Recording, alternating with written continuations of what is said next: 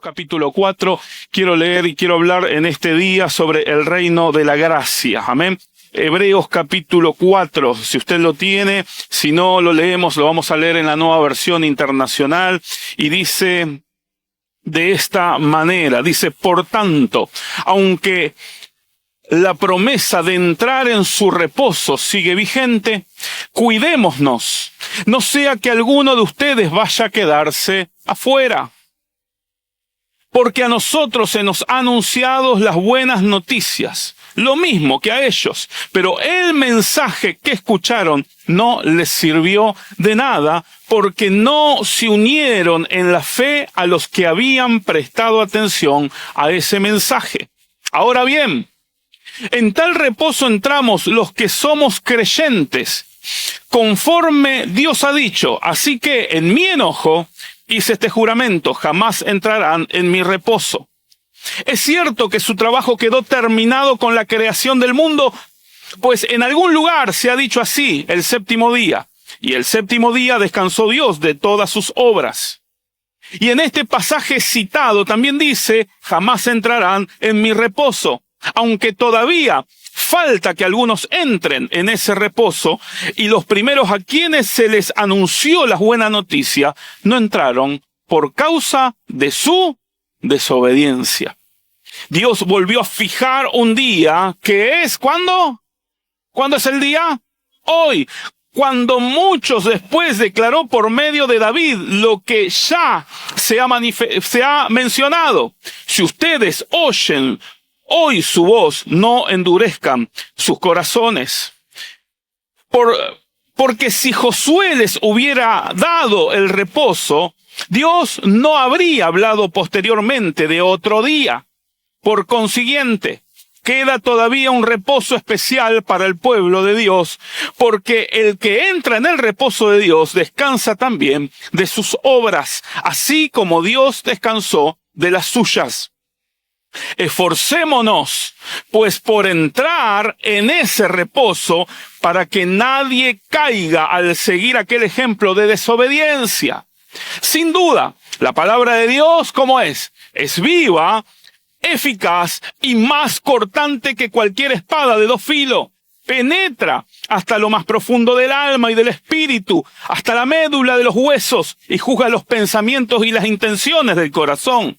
Ninguna cosa creada escapa a la vista de Dios. Todo está al descubierto, expuesto a los ojos de aquel a quien hemos de rendir cuentas. Por tanto, ya que en Jesús, el Hijo de Dios, tenemos un gran sumo sacerdote que ha atravesado los cielos, aferrémonos a la fe que profesamos, porque no tenemos un sumo sacerdote incapaz de compadecerse de nuestras debilidades, sino uno que ha sido tentado en toda de la misma manera que nosotros, aunque sin pecado. Así que acerquémonos confiadamente al trono de la gracia para recibir la misericordia y encontrar la gracia que nos ayude oportunamente. Y toda la iglesia dice, amén. Mire qué tremendo esto. Cuando preparaba este mensaje, entendía esta cuestión que tiene que ver con el reposo. ¿Por qué el escritor de Hebreos nos pide a nosotros que tomemos en cuenta de esto? Este libro que ha sido escrito a los hebreos, ellos tenían que guardar ese día de reposo. Pero Jesús, cuando vino a esta tierra, Él confirmó y dejó bien en claro que ese día de reposo no era simplemente una costumbre o una liturgia, sino que era algo que tenía que estar en el corazón de cada uno, porque el reposo, quiero decirle, que es Cristo. Y cuando el escritor le habla a los hebreos sobre esta idea que era muy conocida para Israel, el reposo no es solamente un día de descanso, no es solamente descansar, dejar de trabajar, sino que el reposo significa entrar por fe en lo que Dios ya hizo viviendo bajo su gracia. Muchos imaginan, como se ha dicho, que el reino de Dios es como un sistema de exigencias. Y no, hermanos. La religiosidad nos decía, si hago todo bien, me va a ir bien. Pero no es así. Esto es diferente. Aquí en Hebreos 4 nos revela algo que es totalmente diferente. El centro del reino es el trono de Dios. Es el trono de la gracia. Y ese trono tiene que manifestarse en este tiempo. Nosotros hemos hablado domingos anteriores que el reino es autoridad. En el reino hay un trono y eso es autoridad. No es un trono de condena. La condena viene a aplastarte. La gracia nos viene a levantar y cuando nosotros entendemos y se nos revela esto, ahí nacemos al verdadero reposo. Aquí nos habla de 3 reposos.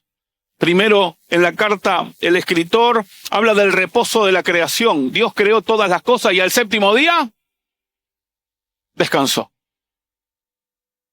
Pero a ver, eso es una palabra hebrea, que no le voy a decir ahora qué significa bien, pero no es descansar en el sentido de que se cansó.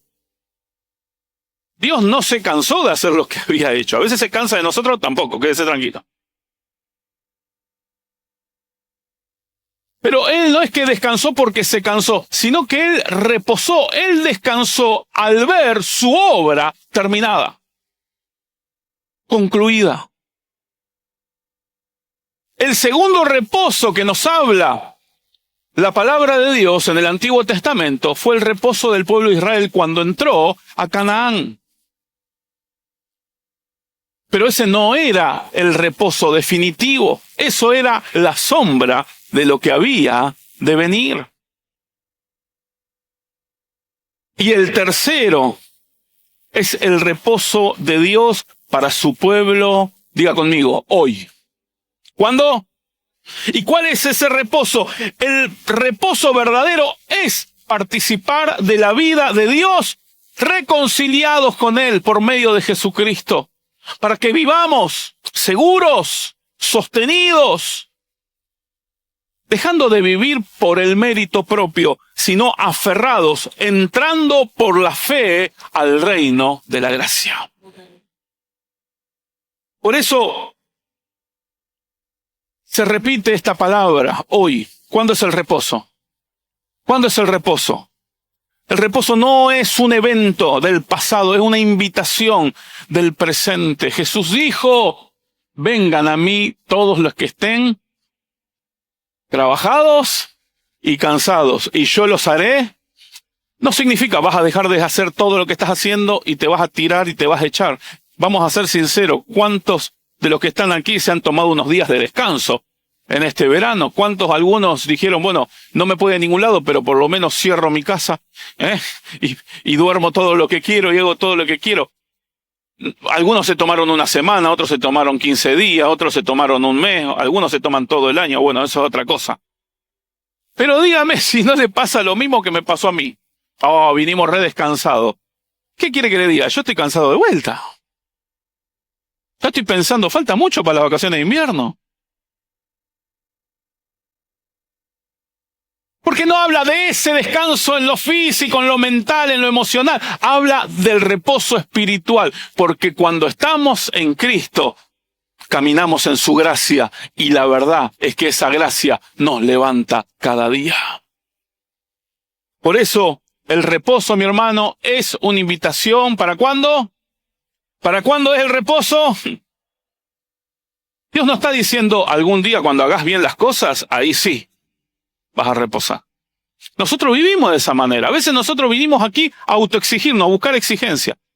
Muchas veces me toca explicar el por qué vienen tanta gente a nuestras iglesias. Mire, muchos vienen a escuchar la palabra, reciben la palabra con gozo, entienden, comprenden, indagan, estudian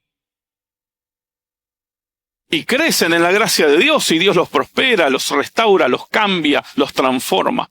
Pero mucha gente viene a abrazar a veces como un pacto social, o sea, quiero que me digan lo que tengo que hacer y listo. Dígame cuáles son las exigencias que tengo que cumplir. Bueno, venga todos los domingos, no falte ningún domingo. Diezme, ojo, ofrende.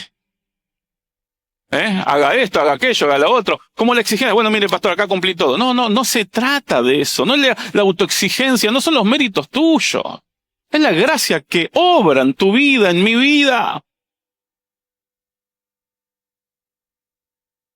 Y nos habla del presente porque el reino de la gracia tiene una palabra. ¿Cuál es la palabra? Hoy. Hoy. ¿La gracia para cuándo es? Es para hoy, no se posterga, se recibe. Por eso Pablo decía a los Corintios, 2 Corintios capítulo 6, versículo 2, decía, así pues nosotros como colaboradores suyos, les exhortamos también a que no reciban en vano la gracia de Dios, porque dice, en tiempo aceptable te he oído y en el día de la salvación te he socorrido. He aquí ahora el tiempo aceptable, he aquí ahora el día de la salvación. Pablo dice, es hoy, es hoy. Tu vida puede cambiar hoy. Tu vida puede cambiar hoy. Hay gente que siempre vive procrastinando, vive por el mañana. Bueno, mañana oro, mañana cambio, mañana comienzo la dieta. Pero el Espíritu Santo te dice que hoy, o sea, por eso hablaba del corazón endurecido, por eso David habla en el Salmo, si oyen la voz, no endurezcan su corazón. ¿Sabe qué significa endurecer el corazón? Dejar el hoy por el mañana. Por eso es tremendo, porque el reposo de Dios nace de una obra terminada. Dios creó los cielos, la tierra, creó todo. Y cuando lo vio dijo, wow, qué bueno que es esto. Y reposó. Hermanos, la buena noticia que tenemos para decirle en este día es que Cristo terminó la obra de la salvación. Cristo lo hizo. El reposo no empieza cuando vos completás algo, empieza cuando vos creés que ya ha sido consumado. Consumado es. Eso es lo que Jesús dijo. Dice que le dieron de beber. ¿Se acuerdan lo que le dieron de beber a Jesús? Vinagre. Y así todo. En ese mismo instante registra Juan, en el capítulo 19, en el Evangelio según San Juan, dice, cuando Jesús hubo tomado vinagre, dijo, consumado es. Y habiendo inclinado la cabeza, entregó el Espíritu. Jesús en esa cruz ya nos miró desde ese momento, nos miró a nosotros, miró a nuestros hijos, miró a nuestra familia, miró a nuestra posteridad, miró donde hoy estamos. ¿Y sabe lo que dijo? Consumado es. Ya está. La obra está hecha. ¡Qué tremendo! ¡Qué tremendo! Por eso en Hebreo, después en el capítulo 10, tremendo lo que dice. Dice, pero este sacerdote después de ofrecer los pecados, ¿de quién está hablando? De Cristo. Este sacerdote, después de ofrecer por los pecados un solo sacrificio para siempre, se sentó a la derecha de Dios en espera de que sus enemigos sean puestos por estrado de sus pies, porque con un solo sacrificio ha perfeccionado para siempre a los que han sido santificados. ¡Wow! Y es lo que nosotros tenemos que hacer en este tiempo. Pablo decía en Efesios capítulo 2, versículo 8, porque por gracia ustedes han sido salvados mediante la fe. Eso no procede de ustedes, sino que es el regalo de Dios y no por obras para que nadie se gloríe. El legalismo siempre te va a dejar con la sensación de la deuda. Es como que siempre nos falta una cuota más. Pero la gracia pone en nosotros esa paz de que la deuda ha sido cancelada. Tus obras ya no son el pago de lo que debes. Tus obras ahora son el fruto que Dios recibe. Dos cosas diferentes. Hay muchos cristianos que hacen las cosas por deuda. Ofrendan y diezman porque tienen miedo que le vaya mal. Porque Dios hizo tanto conmigo, me dio tanto que le debo. No, nunca vas a pagar lo que le ha dicho. No, eso, el legalismo ha querido sembrar eso. ¿Sabe qué es para nosotros esto? Esto es semilla y esto produce fruto. El fruto es para Él. Por eso esa generosidad comienza a nacer de lo más profundo. Por eso, hermanos, si Jesús dijo consumado es, no vivas como si falta pagar algo. Se entra al reposo, ¿cómo? ¿Cómo se entra al reposo? Por fe, es tremendo. Léalo de vuelta, por favor, Hebreos capítulo 4. Si puede, lea todo el libro de Hebreo, que es hermoso. Porque va a entender todo lo que dice el Antiguo Testamento y cómo. Quien escribe esta carta puede hacer comprender y les puede relevar a aquellos que han tomado toda la ley, pero que tienen que dar ese paso, soltar la ley para tomar la gracia. ¡Qué tremendo! Se entra al reposo por fe, no por méritos. Hermano, el escritor dice, ¿a quienes lo escucharon? No les fue provechoso, no aprovecharon. ¿Por qué? No aprovecharon la promesa porque no fue acompañada con fe. Hay muchos que reciben la palabra hoy, pero salen de esa puerta y no salen con la fe necesaria. Es la fe lo que te introduce, lo que te lleva a alcanzar aquello que Dios ha preparado para ti, aquella obra magnífica que Dios ya ha hecho y ha consumado en la cruz del Calvario. ¡Qué tremendo!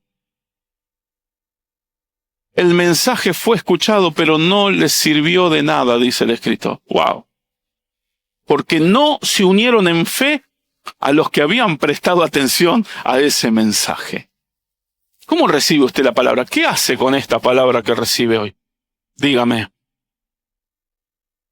Usted puede escuchar muchas prédicas, puede meterse, indagar si quiere estudiar y hasta puede escuchar podcast, puede escuchar o ver en YouTube alguna prédica, pero quiero decirle, muchas veces siguen muchos cargando con la culpa, con el miedo, con el temor. ¿Por qué? Porque oyen y no creen, no ponen la fe en acción.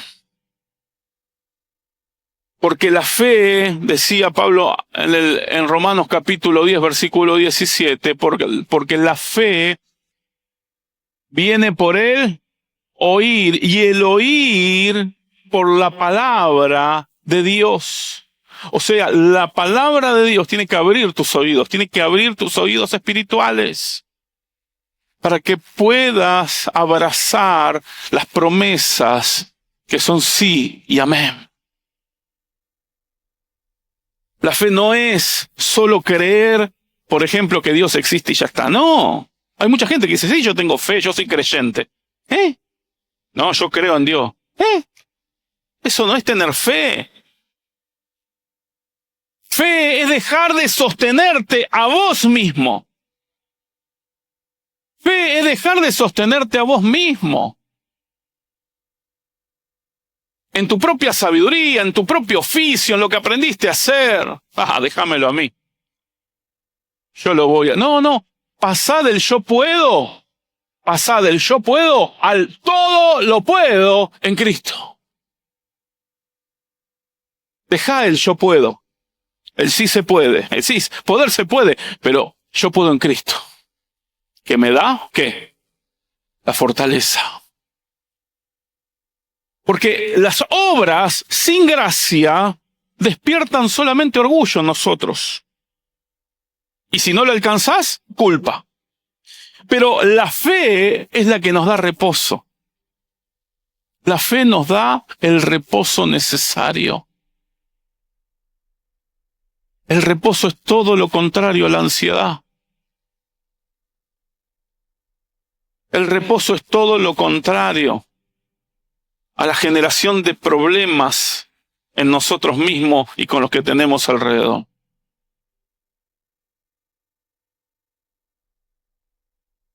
Por eso dice, esforcémonos en entrar. Mire que esto, dice la otra versión, procuremos entrar al reposo. El esfuerzo correcto es permanecer en la fe. Esto es tremendo. Mire que parece una paradoja. ¿Cómo te vas a esforzar para descansar? ¿O no? Pero hay que esforzarse para entrar en el reposo. Y escuche esto. El esfuerzo es en la palabra. En la palabra. No es para merecer. No es que yo creo en la palabra porque para yo merecer mañana cuando le pida algo a Dios. No, sino es para no caer en la incredulidad. Para eso es la palabra de Dios. Es para no caer en la incredulidad y para no caer en la desobediencia. Es para no caer en la confusión. Hermanos, ¿qué quiere que le diga? Les guste o no, soy el pastor de todos aquí. Aunque a veces tengo ganas... Nada, mentira. Los quiero, los amo. Pero ¿sabe algo? Así como los quiero, como los amo, los conozco a todos. Los conocemos junto con mi esposa, los conocemos a todos. Y aunque usted diga, no, pero yo no hablé tanto con usted, yo quiero decirle, ya le saqué la ficha. Hace tiempo. Pero una sola vez hablamos, 2 veces hablamos nomás, ya le saqué la ficha. ¿Por qué nos dedicamos a eso? Pero no estamos aquí para juzgarlos. Estamos aquí para hacerle entender y comprender que usted tiene que aferrarse a la palabra, usted tiene que dejar la incredulidad, porque hay muchos de los que están aquí, que hace mucho tiempo que están aquí, y tienen mucho conocimiento de la palabra y han escuchado un montón de mensajes. Pero cuando hay un problema y nos llaman, parece que quien nos habla nunca ha creído en nada. Y eso nos pone mal. Porque cuando la incredulidad alcanza tu mente, tus pensamientos, no hay manifestación sobrenatural a veces que te lleve a que vuelvas a entrar por el camino correcto. La palabra, la que te llena de fe, la que te quita la incredulidad, la que te lleva a comprender y entender que Dios está por sobre todas las cosas y es la gracia de Él la que te va a llevar de un lugar a otro. Vos vas a tener éxito, no por vos mismo, por la gracia de Él, porque Él lo ha hecho todo y Él quiere que entres en su reposo. El enemigo no necesita sacarte de la iglesia. El enemigo lo único que le alcanza con sacarte del reposo. ¿Y cómo me saca? Y con ansiedad, con autosuficiencia, con roces entre los hermanos. Al día que vos decís, este sí, pero con aquel no, ya está. Así, al enemigo ya obra de esa manera. Pero quiero decirle, hermano, que nuestra pelea no es para que Dios nos ame. Nuestra pelea es para no volver a la esclavitud, no volver a Egipto. Por eso, Pablo le decía a Timoteo, Timoteo, pelea la buena batalla. ¿De qué? O sea, que hay que pelear por la fe. Hay que pelear por la fe. Pelea la buena batalla de la fe, a la que fuiste llamado, a la cual hiciste aquella admirable declaración de fe en frente de muchos testigos. Pelea, pelea, pelea. No es fácil, hay que esforzarse. Yo sé que a muchos no les gusta pelear, ¿o no? ¿O sí? ¿A quién no le gusta pelear? Oh. Ay, a mí no me gusta pelear. Bien. Tu pelea no es para que Dios te ame, Dios te ama. Tu pelea no es para que Dios te salve, Dios te ha salvado. Tu pelea es para guardar la fe. Ya estoy. Mire esto tremendo. La palabra nos revela lo que nos impide muchas veces entrar al reposo o reposar. La palabra nos confronta, pero no nos va a exponer para humillarnos, sino que nos va a mostrar para sanarnos.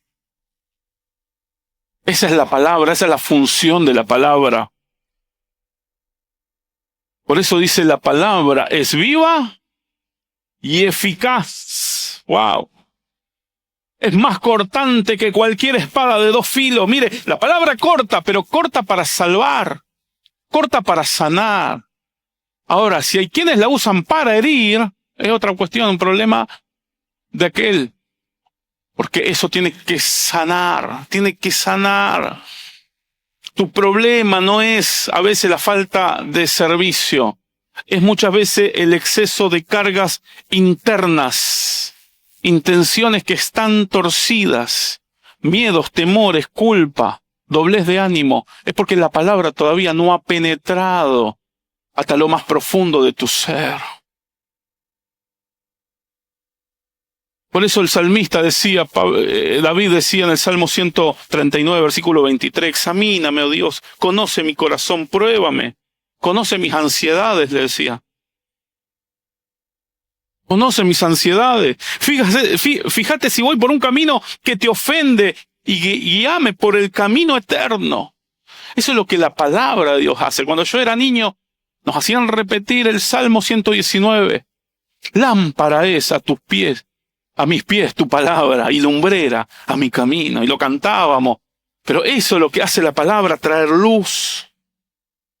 Hermano, a veces lo que nos roba el reposo no es el trabajo afuera, sino es la guerra interna que tenemos. Esa guerra de querer quedar bien, de justificarnos a nosotros mismos, de compararnos con otros. Por eso quiero decirle algo fuerte en este día. Donde la palabra entra con verdad, la gracia entra con libertad. Donde la palabra entra con verdad, la gracia entra con libertad. Y es en esa gracia que nosotros tenemos que fluir. Por eso el reposo se vive acercándonos, dice, ¿cómo termina diciendo el escritor? Vamos a acercarnos ¿a dónde? Confiadamente al trono de la gracia. ¿Cuántos quieren acercarse al trono de la gracia? ¡Qué tremendo! Este es el clímax de este capítulo. No termina diciendo, esforzate más. No, termina diciéndote, acércate. El reposo se sostiene con una práctica sencilla. ¿Cuál es? Venir confiadamente a Dios. ¿Cómo tenemos que acercarnos? Porque Jesús es tu sumo sacerdote. ¡Qué tremendo! Por lo tanto, no hay ninguna condenación para los que están en Cristo Jesús. Hermano, en Él, decía Pablo en Efesios, en Él mediante la fe disfrutamos de libertad y confianza para acercarnos a Dios. Muchas veces el legalismo nos enseñó a escondernos cuando nos equivocábamos, cuando cometíamos errores. No veníamos a la iglesia. Yo me acuerdo que, yo le conté un montón de veces, yo cuando me mandaba alguna, casi todos los días, pero bueno. ¿Y qué es lo primero que quería hacer? No ir a la iglesia. No, me siento mal, me siento culpable. Y encima tenía que tocar la batería, peor. Y mi mamá me agarraba, me decía, vos vas igual. Y yo ya no sé qué decirle a mi mamá. Digo, pero mamá, he pecado. Bueno, anda al rincón, te arrodilla, arrepentite. Jesús te va a perdonar, anda y cumplí con tu responsabilidad. Ay, tenés para vos. Nos enseña eso, cargar las culpas cuando fallamos. Pero el reino de la gracia nos enseña lo contrario. Cuando caes, ahí tenés que acercarte más. Cuando fallas, acércate más. Porque hay misericordia por lo que fue, pero lo más importante es que la gracia es oportuna para lo que viene para tu vida. Es misericordia para lo que fue, es la gracia para lo que viene. En eso nosotros tenemos que aprender, entender y pedirle a Dios, Señor, quiero entrar en ese reposo. Me estoy volviendo loco, mis pensamientos me dan vuelta todo el día, no puedo dormir a la noche, da vueltas y vueltas y parece que esta meta no la puedo alcanzar y este objetivo parece que se me cae. Gracias, la gracia, entra en el reposo. Entra en el reposo. Porque el reino de la gracia es trono, no es tribunal para condenarte, es trono para restaurarte. Es trono para restaurarte. Hermano, el reposo no es ausencia de problemas, no. Es presencia de confianza. Mire qué tremendo. No es no hacer, es no cargar lo que Cristo ya cargó. El reino de la gracia es así. La puerta es fe. El centro es un trono y el trono es de gracia. Por eso tenemos que entender y comprender en este tiempo. Yo quiero que usted viva en esta gracia. En esa gracia yo participo. Es lo que nos ha dado la oportunidad junto con mi esposa y mi familia de ver tantas cosas que eran imposibles. Es la gracia la que nos acercó.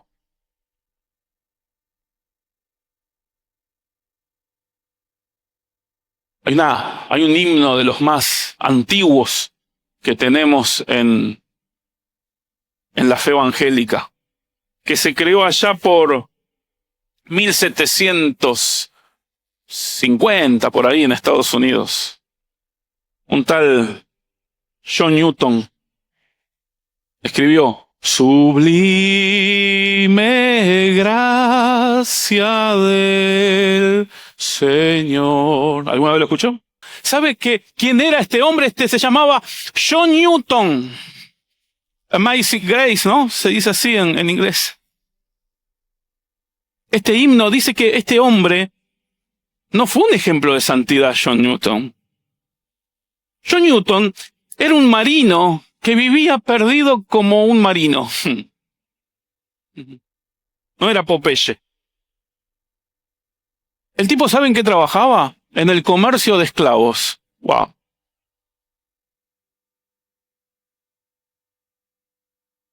Y un día en 1748, cuenta él, que en medio del océano Atlántico se desencadenó una de las tormentas más violentas que tuvo que vivir y dice que ya, él dijo hasta acá llegué. Era imposible en el océano. Y en ese año, imagínense lo que eran los barcos. Dice que en ese momento hizo algo que muchos haríamos y estaríamos muy complicados, ¿no? Cuando ya no le quedaba fuerza, él clamó a Dios y le dijo: Dios, misericordia. Él clamó por misericordia. No fue una oración perfecta. No tenía mucho mérito él, ni tampoco tenía un discurso de una oración tan elaborada, ¿no? Años después, esa semilla logró en él una transformación. Newton se convirtió a Cristo, dejó ese camino terrible. Él era un comerciante de esclavos. Y llegó a ser pastor anglicano, y escribió este himno que todo el mundo conoce, que todos han cantado: sublime gracia. Pero lo más fuerte que escribió en un momento John Newton fue esto. Él dijo en uno de sus escritos: no soy lo que debo ser, no soy lo que quiero ser, y no soy lo que espero ser. Pero por la gracia de Dios, no soy más el que era antes. Y eso es el reino de la gracia. No es negar nuestro pasado, pero tampoco es quedar esclavo de él. Es el gobierno de Dios en tu vida que te dice, vení, acércate, hay misericordia para lo que pasó, pero hay mucha gracia para lo que vendrá. Por eso el escritor termina diciendo, acerquémonos confiadamente al trono, no del mérito, al trono de la gracia. Qué tremendo. ¿A qué trono vos te estás acercando últimamente? ¿Al trono de la gracia o al trono de la culpa? ¿Al trono de las comparaciones? ¿Al trono del esfuerzo propio para demostrar no sé qué cosa? ¿A qué trono nos estamos acercando? Al trono de la gracia Jesús nos está esperando y nos dice, no te escondas, es hoy, es ahora. ¿Qué te parece? Vengan a mí los que están cargados, trabajados, cargados, yo los voy a meter en mi reposo, yo los haré descansar. Póngase de pie, quiero orar por usted. Y recuerde esto, misericordia para lo que fue, gracia oportuna para lo que viene. Hoy es el día, hoy es el día, hoy es el día. Cierre sus ojos ahí donde está.